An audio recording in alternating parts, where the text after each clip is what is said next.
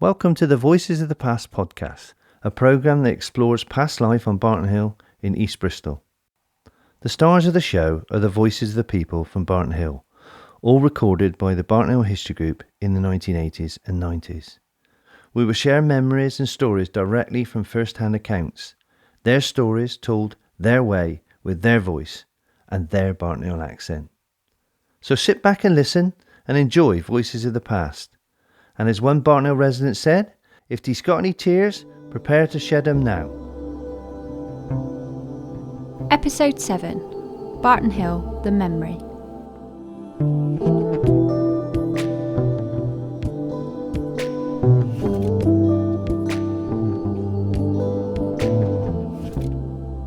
For our final episode, we end with a poem by John Feltham. John lived on Granville Street in the heart of the community, and this inspired his poem, Barton Hill, The Memory. In it, he remembers life as a child, his family, and the huge variety of shops and the characters that ran them. His words paint a rich picture of all of Barton Hill, echoed in the memories and stories we have heard from the voices of the past. We remember Alice Jenkins' windows filled with pinky fruit, Ginny Cox's Beaufort Road shop, second-hand dresses, shirts and suits. Queen Anne Road and Mr. Vinner, in his window, fresh baked bread. Mrs. Dursley, top of May Street, with the tea fish, fruit and veg. Factory Street and Alice Hooper's, famous for her 2 free socks.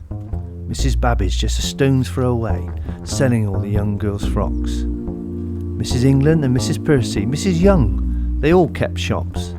In Great Western Street, the 3 pubs, Bottom, Middle, House and Tops. And I walked down Price's Bakery for our favourite penny bags. Then to Russell's shop in Bean Street to buy woodbines for our dad.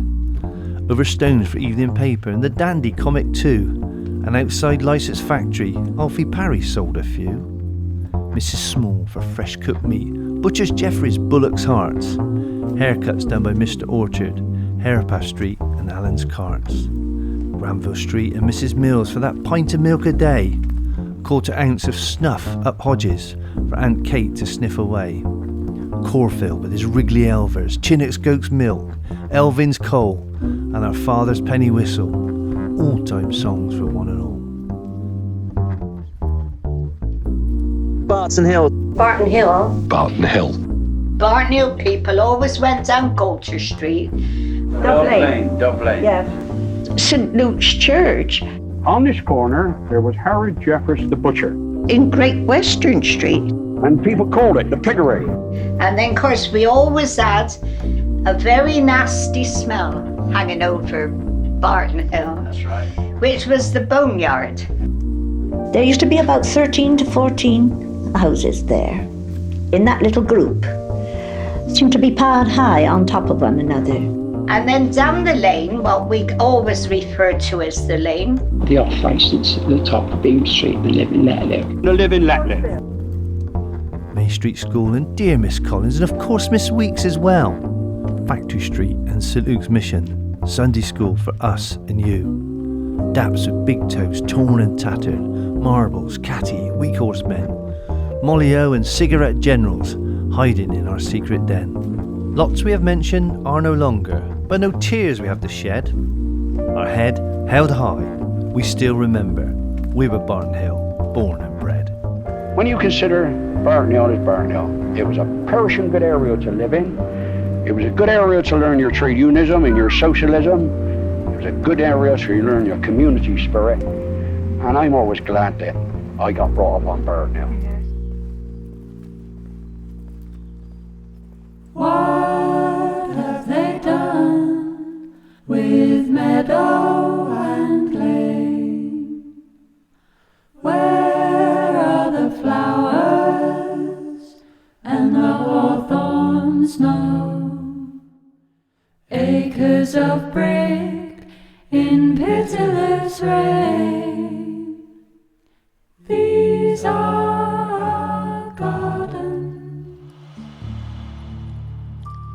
Those were the words of William Saniger's poem, Leaves at Barton Hill, arranged and sung by Charlie and Jake. In the poem, William Saniger captures the history of Barton Hill and the changes it was going through. We hope you've enjoyed the Voices of the Past podcast. We're really proud and honoured to have been able to create and collate this unique piece of history. Back in 1983, when the Barton Hill History Group was formed, we set out on a journey to collect the memories and stories of Barton Hill people. 37 years on, I think we've done a pretty good job. Who would have thought the cassette tape recordings we made back in the late 1980s and early 1990s would have been dusted down, digitised and edited into this programme? What next, you may ask? The next stage of the project is going to be called Voices of the Slum Dwellers, where we'll find out about the next chapter of life on Barton Hill.